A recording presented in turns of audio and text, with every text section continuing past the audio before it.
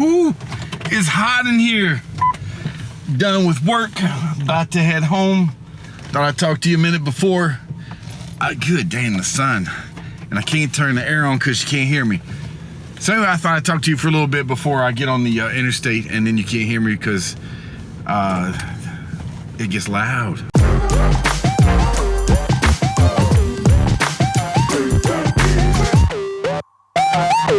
So I've been gone for a minute, and full disclosure, I just got burnt out. I got burnt out on making videos, burnt out on all the thought process and how to do this and what was the best way to go about it to be most effective and maybe grow a channel and maybe make some money sometime, or whatever the case. So all these different things that I won't even bore you with, and it was just a little case of burnout.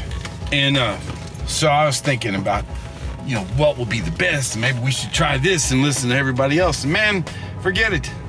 I was thinking, what would entertain you the most? What would get you to watch the most? What would get you to watch this video until the end? So what? None of that matters, because I don't care what you think. I'm just kidding, I really do. I care what you think. Actually, I care if I help you. And that should be the whole focus and the whole point. You get caught up in some of the details sometimes and forget what matters the most. The idea of this thing is we're trying to reach people through content, videos, posts on social media that will enhance or help you develop a personal relationship with God. That's the point of this. That's the quest for greatness. And in doing that, share with you my own quest, the ups and downs, and also dispel some of the myths and some of the false concepts out there about Christianity, and mainly those false concepts held by Christians themselves. So that's really what this is about. If you're new to this, I'm Zach Krug. I'm in East Tennessee, headed to North Carolina. And that's something else I need to tell you a little bit more about myself so you get to know me a little bit. Life is good. It's in the mid-60s. Check out the view. This is North Kakalaki in the mountains. I get to drive this every day. You can look at it as a problem. You can look at it as a lot of gas money. But it's a good thing. Okay, so this relationship thing, what you need to know to begin with, what all of us need to keep in mind, and I'm talking to Christians mostly on this channel from here on out.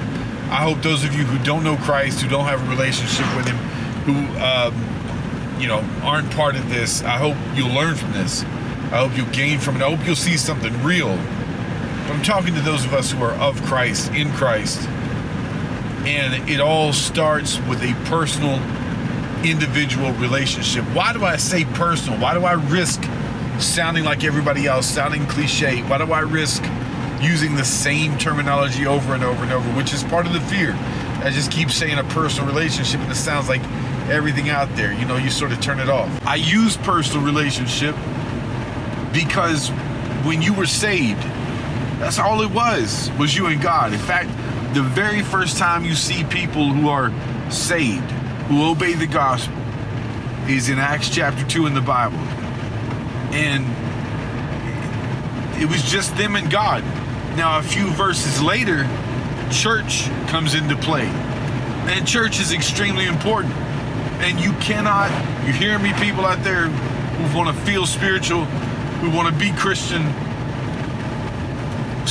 and want to ignore church, you can't be in Christ and not be a part of His family, His body, the bride of Jesus Christ. So that's important. Let's just get that out of the way. So it started as personal, and it's going to end in a very personal way, because I'm not going to be standing in front of God at judgment. Let me flip that around. You're not going to be standing in front of God at judgment with your church family, with your kin, your blood relatives. You're going to be standing there with you as you and God, and that relationship is going to be paramount, as it always should have been or has been. It'll be at the forefront. So that has to come first. A lot of people get this mixed up though and think the church and attending church and all this are the important aspects first. It is not. Or going to church. That's a great thing. It's a great help. But until you develop your own faith in God, your own covenant relationship, then the rest of that doesn't work. You got it out of order. Another reason why personal relationship is so important is because you need to feel like you individually are valued. I know John 3:16, that God so loved the world that he gave his only begotten son. Yeah, the entire world he gave, but that includes you personally. He had you in mind personally. It makes you feel that much more important to be connected. That's why we like best friends. That's why we enjoy singular relationships like marriage and so forth, is because that one person, being important to them in that way, can make us feel very important. You need to feel that important too. You need to know that God didn't just die for the whole world, and it's a big cluster of people that have this relationship in the church. You have one with him, and it's hard to fathom, isn't it, that God could have a relationship with so many people and want a relationship with the entire world and be that close with every single individual. And he's the only one that can do it. That is the wedding band, not the wedding band I was married in. It's tungsten because I wear it because I'm a jeweler and I scratch up my gold ring.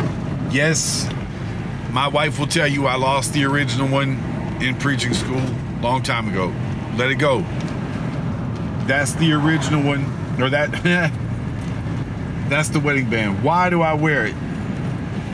Why does anybody wear a wedding band? For a lot of reasons. One is it's a covenant, a sign of a covenant relationship, a covenant that we have between us that is specific to us. And that's what we're going to talk about next time. What is a covenant? It sounds like just a spiritual, Christianly, Bible-y type of word, but it's actually in use in every aspect. That's a part of this channel too, is making Christianity, everyday life, apparent and useful, and I want to say real, but accessible. Not like, I don't know. You understand what I'm saying? I want it to be transparent. There's the word, so you can really see this for what it is, and not all the claims and the fakes and a lot of this polished stuff that you see. Because man, well, we sure can look polished, but we a mess. Some of us, many of us, maybe all of us. I did it again. I talked a long time into a camera that was not on. Wanting to know if you have that personal relationship with God, and it's a great thing because it provides a way to contrast, a way to check ourselves. How do I relate to other people in my life? How do I relate to my wife? How do I relate to my children, to the people that I'm closest to? And does my relationship with God look anything like those? And I'll try to show you how if we use the same standards in our relationship with God that many of us use, it wouldn't hold up. A personal, physical relationship with somebody here on earth, it just wouldn't work that way. So, and that's in hopes to help, not to shame. So anyway, it's good to be back. It's good to be back on board, to be reinvigorated. I didn't lose any, desire for my own walk with God, but this thing sort of tested me. I sort of hit a slump with this quest and sharing it with you. But I'm reinvigorated. I hope you're excited about it. I hope you're looking forward to what's next. And what is next is, what is a covenant? See if you can define that below. Tell me what a covenant is. Explain that to me. Don't give me some definition from some Greek word or Webster's or whatever. Sorry about the wind. But I will try to tie that back in as well. All right, I'm out. Y'all have a great day. Shirt tail out. And glad to be home.